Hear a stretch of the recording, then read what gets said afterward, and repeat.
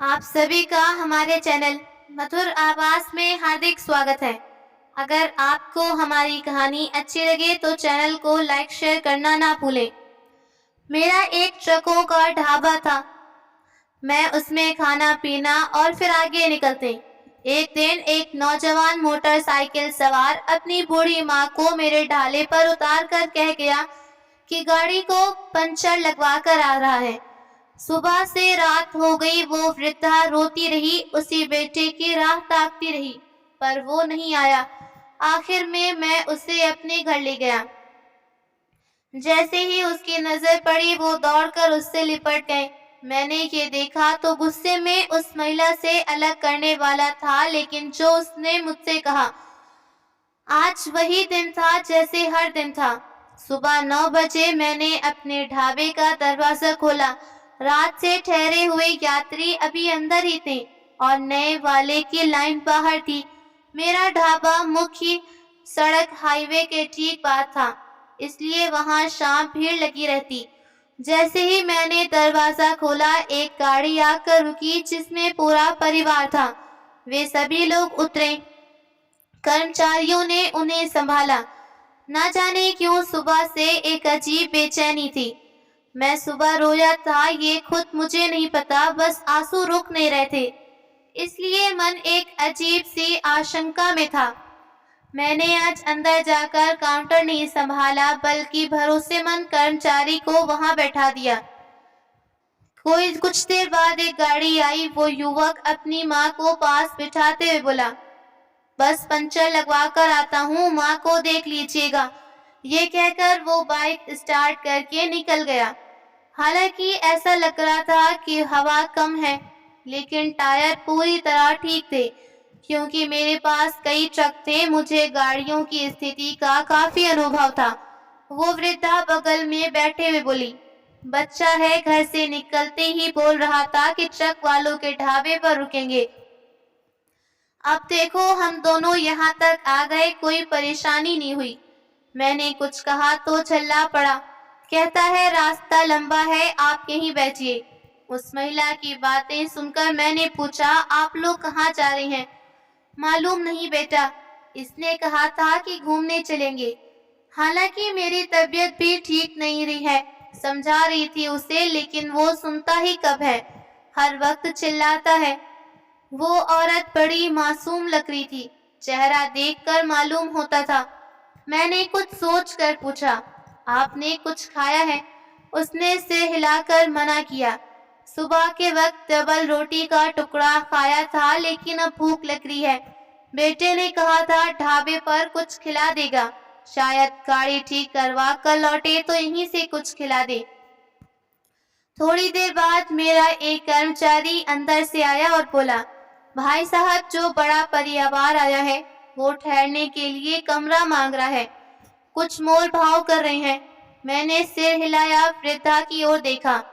माँ आप यहीं बैठिए, मैं अभी आता हूँ, कहीं मत जाइए।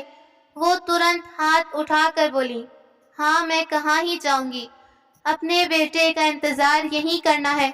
अगर कहीं इधर उधर हो गई तो वो फिर चिल्लाएगा। उस बूढ़ी औरत की बात सुनकर मैंने सिर हिला दिया। मुझे वैसे नौजवान बिल्कुल पसंद नहीं जो माँ पर गुस्सा करे। मैंने बचपन में अपनी माँ को खो दिया। मुझे पता है माँ खोने का दर्द कैसा होता है, जीवन कितना सूना हो जाता है। घर का खाना मुझे नसीब नहीं हुआ। शायद इसी वजह से मैंने ढाबा खोला, जहाँ अपनी माँ के हाथ के खाने की जैसी आत्मीयता परोसता। घर की औरतों को काम पर रखा था, जो अपने हाथों की ममता और मिठास से बने खाने को प्यार से आने वाले ग्राहकों को परोसती। अंदर जाकर उस परिवार का खाना पीना निपटाया तो बाहर आया, लेकिन वो बूढ़ी माँ दिखाई नहीं दी। उस लड़के ने अपनी माँ को मेरे भरोसे छोड़ा था और वो अब कहीं नहीं थी। मुझे पछतावा होने लगा कि काश मैं होटल के अंदर ही बिठा लेता। मैंने इधर उधर नजरें दौड़ाई, मेरे हाथ पांव ठंडे पड़ने लगे। होटल के दरवाजे पर घबराहट से चिल्लाया, माँ बाहर हो क्या? मेरी आवाज सुनकर 2-3 लड़के आए। एक ने पूछा, क्या हुआ भाई साहब, सब ठीक है? मैं तुरंत बोला।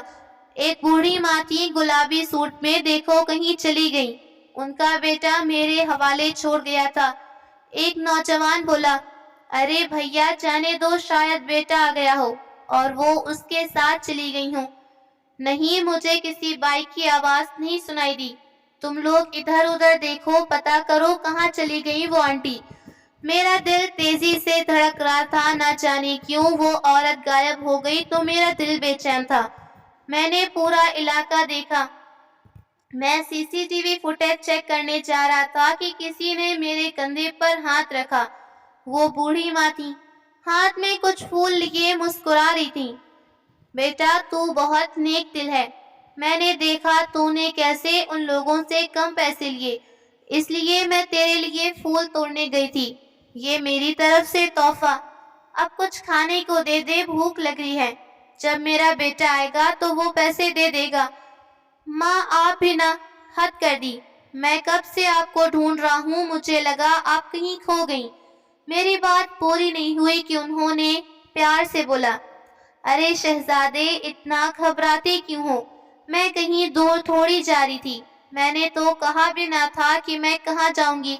अगर चली जाऊं तो मेरा बेटा डांटेगा। उनकी बात सुनकर मैंने उनका हाथ थामा, भीतर आ गया। उन्हें एक अच्छी सी मेज पर बिठाते हुए बोला, माँ बताओ क्या खाओगी, मैं खुद ला कर दूंगा। मैं ज्यादा तीखा नहीं खा सकती, मेरे गले में तकलीफ रहती है, कुछ सादा मीठा ला दो। आपको शुगर तो नहीं? वो हल्के से मुस्कुराई, होठों पर उंगली थोड़ी सी है, पर अभी बेटा तो है नहीं, उसने कौन सा देखना है। तुम ले आओ, मैं थोड़ा सही खाऊंगी।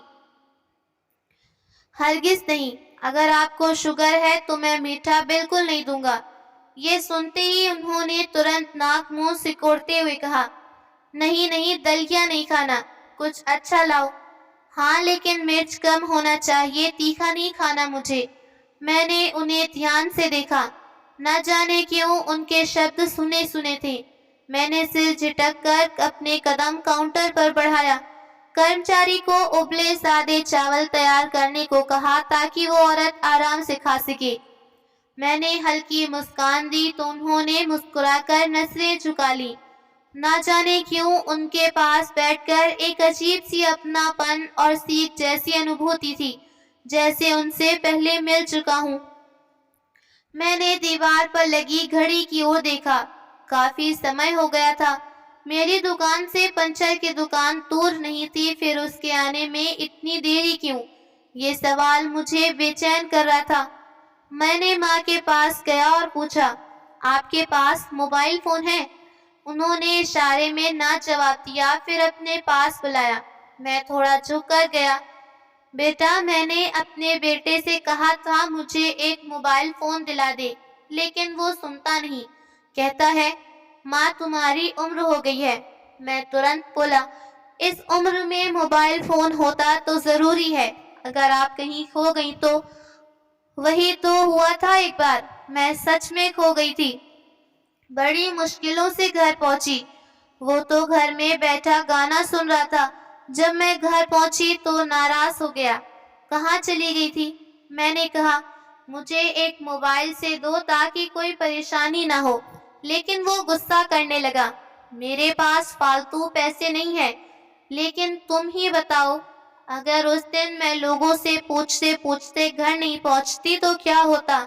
शायद मैं सड़कों पर भटक रही होती। उनकी बात सुनकर मैंने सिर हिलाया। अगर कोई दिक्कत है तो बताइए, क्या आपको पैसों की जरूरत है? आपका बेटा क्या काम करता है? उन्होंने इनकार से बोला, अरे नहीं बेटा, मैं नहीं ले सकती, मैं ब्राह्मण कन्या हूँ। हम ब्राह्मण पैसे नहीं लेते, सिर्फ देते हैं।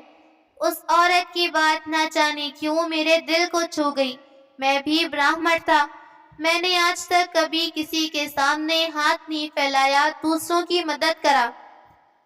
मुझे तो ये नहीं मालूम था कि ब्राह्मण लोग देने वाले होते हैं, लेने वाले नहीं। मैंने सिर हिलाया।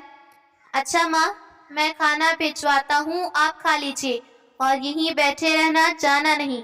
मुझे कुछ काम निपटाने हैं, फिर आपके पास वापस आऊंगा। वो औरत मुझे दुआएं देते हुए बोली, खुदा तुम्हें बहुत खुशियां दे। बस मेरा बच्चा आ जाए तो हम यहाँ से चले जाएंगे। पता नहीं कहाँ रह गया। मैंने चुपचाप सिर हिलाया, अपने काउंटर पर बैठ गया।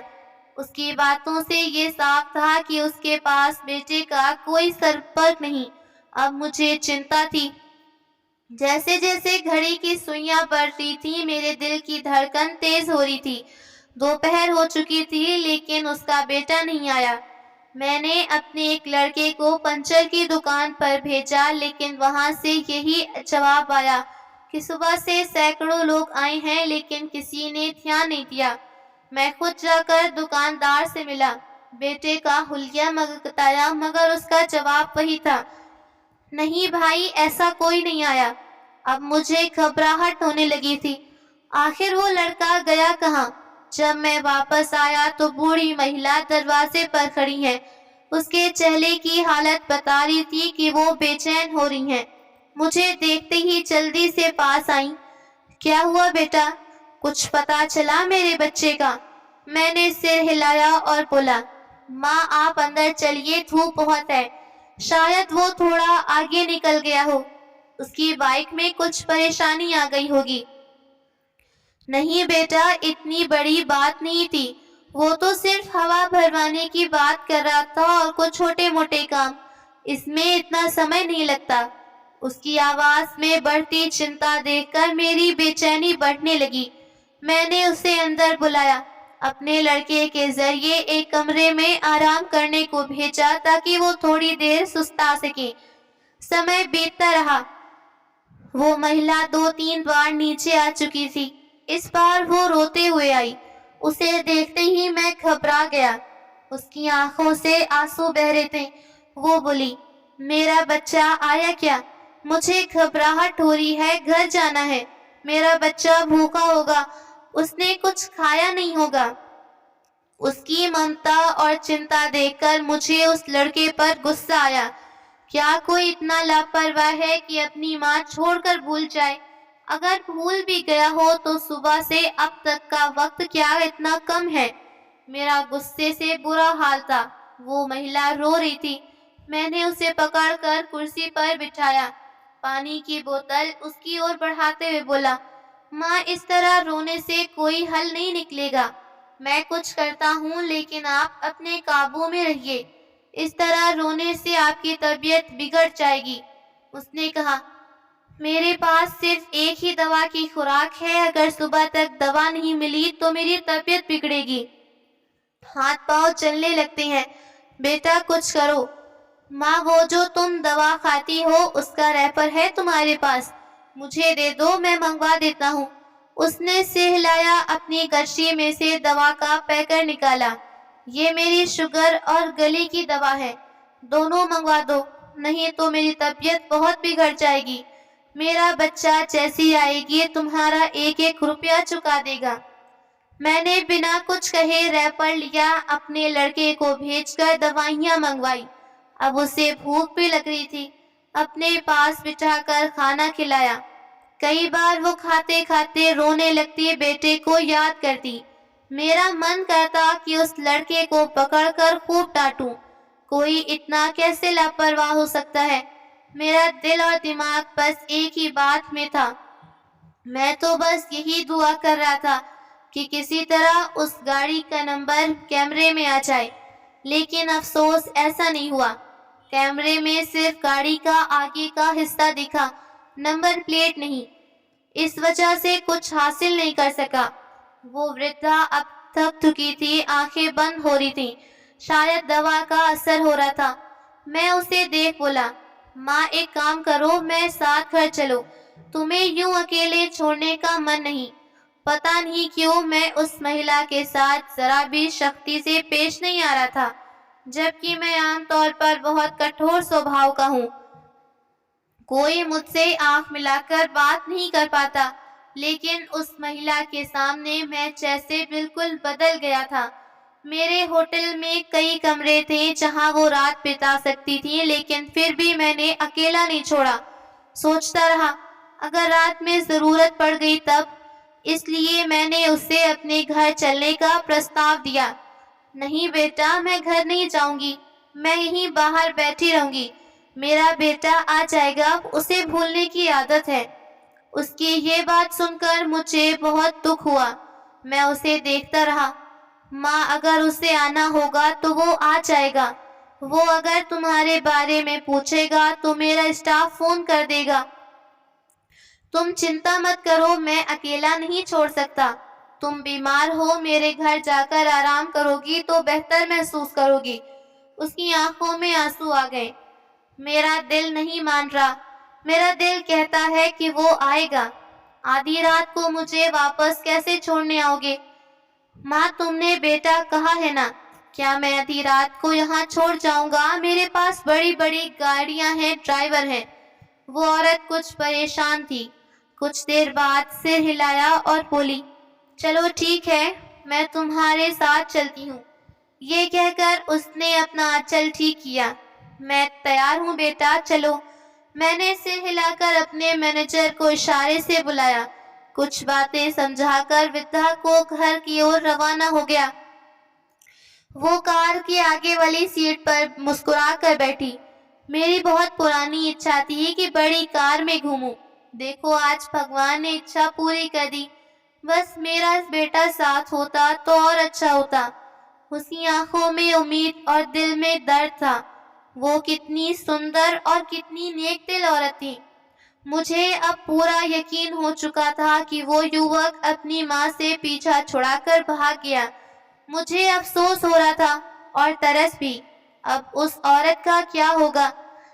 मैंने संकल्प किया, जब तक मैं जिंदा हूँ इस औरत की देखभाल करूंगा। भगवान ने कोई कारण ही बनाया होगा जो इस औरत को मेरे पास पहुंचाया। वो युवक किसी और ढाबे पे पहुंचा सकता था। जैसे जैसे उसने मेरा हाथ थामा, मुझे लगा मैं एक बेहतर इंसान बन रहा हूँ। वो गाड़ी पार्क में रुकी। वो औरत खुश होकर बोली, तुम्हारा घर तो बहुत अच्छा है। मेरी बहुत इच्छा थी कि कभी ऐसा घर देखूं, ड्रामों में देखती थी। बेटा कहता था ये अमीर लोगों के घर हैं। क्या तुम बहुत अमीर हो? मैं मुस्कुरा देती थी। माँ, अमीर हूँ या नहीं ये तो नहीं कह सकती, लेकिन इतना जरूर कह सकती हूँ कि कभी किसी के सामने हाथ नहीं फैलाया। जो कमाया उसमें संतोष किया और जो बन पड़ा वो बांटा। भगवान तुम्हारे भाग्य में और बरकत दे। जिस तरह तुमने मेरा ध्यान रखा, मैं शब्दों में बयान नहीं कर सकती। बस भगवान करे मेरा बेटा लेने आ जाए। मुझे उसकी चिंता हो रही है। उसे सिर्फ मेरे हाथ का खाना पसंद था, बाहर का खाती ही नहीं। मैंने बस हाँ में सिर हिलाया। एक पल को दिल में आया कि इस औरत को सच बता दूं कि बेटा छोड़ गया है, लेकिन जितने प्यार और विश्वास से बेटे को याद कर रही थी, उतने स्नेह से उसका नाम ले रही थी। मैं एक शब्द नहीं बोल पाया। मैंने उसका हाथ थामा और बोला, माँ, अंदर चलते हैं, फिर तुम थोड़ी चाय पीकर आराम करना। नहीं बेटा, इसकी जरूरत नहीं, मैं बस आराम करूंगी। लेकिन जैसे ही मेरे बच्चे का फोन आए तुम मुझे जरूर जगा देना। ये मत समझना कि माँ सो रही हैं। मुझे सुबह जगाना, मैं आधी रात को भी उठ जाऊंगी। मैं कुछ बोल नहीं पाया, बस चुपचाप अंदर ले गया। हम अभी लिविंग रूम तक थे कि पिताजी की आवाज आई, आ गए समीर, कब से तुम्हारा इंतजार कर रहा था। आपने आज बहुत देर कर दी।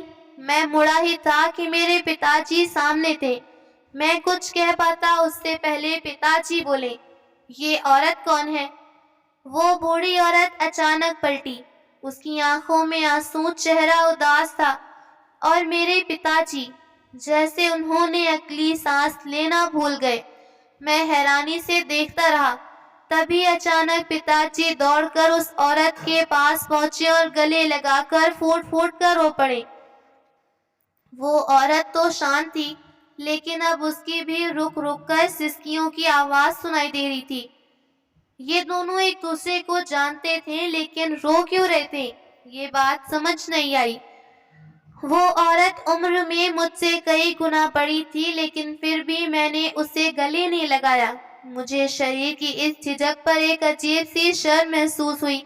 मैंने दोनों को अलग किया और पिताजी को गुस्से से देखा। ये क्या बेहूदगी है? पिताजी, आपको क्या हो गया? आप थोड़ा तो लिहाज करिए, वो हमारी मेहमान है। मेरी बात सुनकर पिताजी बोले, ये मेहमान नहीं, हमारे घर का हिस्सा है। मुझे माफ कर दो, मैं तुम्हारे आगे हाथ जोड़ता हूँ। कहाँ चली गई थी? मैंने कहाँ नहीं ढूंढा। वो औरत पर दिल रखा। देखो मेरा दिल कितना जोर जोर से धड़क रहा है। आप ये क्या बोल रहे हैं? ये औरत आज मेरे ढाबे पर अपने बेटे के साथ आई थी और गलती से रुक गई।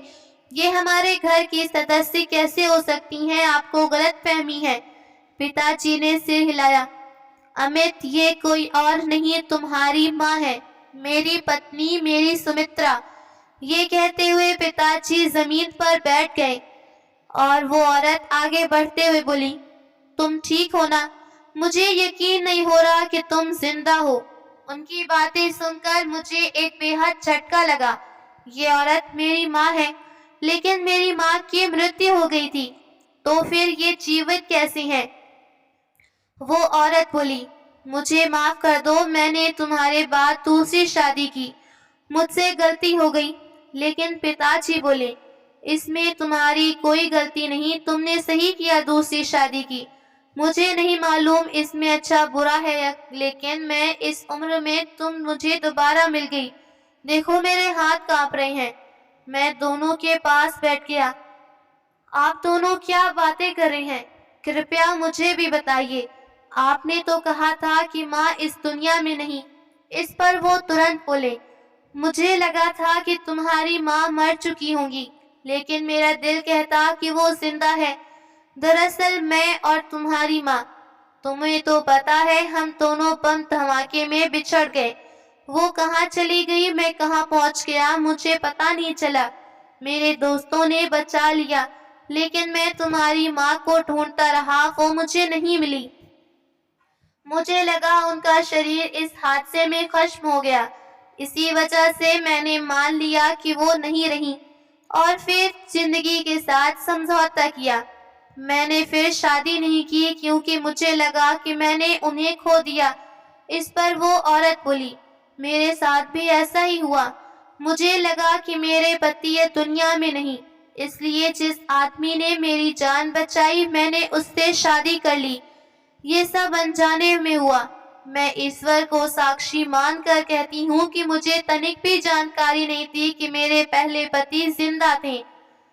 क्या कुदरत ऐसा भी कर सकती है, ये मैंने सोचा भी नहीं। मैंने बचपन से माँ के स्नेह, उनकी ममता को मिस किया। जीवन में संघर्ष किए, आज उन्हें पाकर मेरे आंसू थम नहीं रहे थे। मैंने उन्हें सीने से लगाया, बहुत देर तक उनके कंधे पर सिर रखकर रोया। वो मुझे बार बार चूमती रही।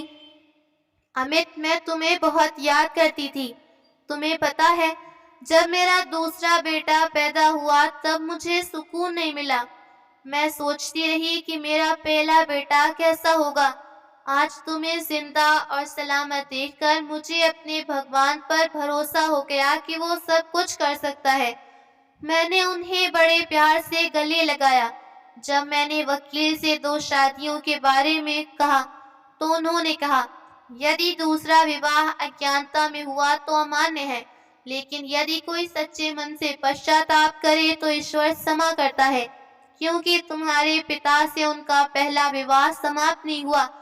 जब तक पहला विवाह वैध है, तब तक दूसरा विवाह मान्य नहीं हो सकता। मैं अपनी माँ से नाराज नहीं था और ना ही पिता से, क्योंकि वो दोनों मासूम थे। उन्होंने वही रास्ता अपनाया जो उस समय सही था। हमने तो ईश्वर का धन्यवाद किया कि उन्होंने गलती की, लेकिन जानबूझकर नहीं। उन्हें ये पता नहीं था कि क्या पाप है क्या नहीं। मैंने उन्हें घर में रानी जैसा दर्जा दिया। अपने छोटे भाई को तलाश किया, घर बुलाकर 2 थप्पड़ लगाए। मैंने कहा, तुम कितने खुदगर्ज निकले, तुम्हें शर्म आनी चाहिए। जिस औरत ने बचपन में गोद खिलाया तुम छोड़कर चले गए। वो रोते हुए बोला, मेरे पास खुद खाने को पैसे नहीं, मैं उन्हें कैसे पालता। तो तुम मुझे भी नहीं दोगा। यही वजह थी कि मैं उन्हें छोड़कर चला गया, लेकिन मैंने उसे भी माफ किया। इतने सालों बाद मेरी माँ मिल गई। अगर ज़रूरत पड़ती तो मैं उनके लिए जान भी दे देता। जब मैं ईश्वर की लीला और करिश्मों के बारे में सोचता हूँ तो मेरी आंखें भर आती हैं। मैं जितना उनका आभार मानूं उतना कम है। तो दोस्तों, ये थी आज की कहानी। कहानी के बारे में आपकी क्या राय थी? कमेंट करके ज़रूर बताएं।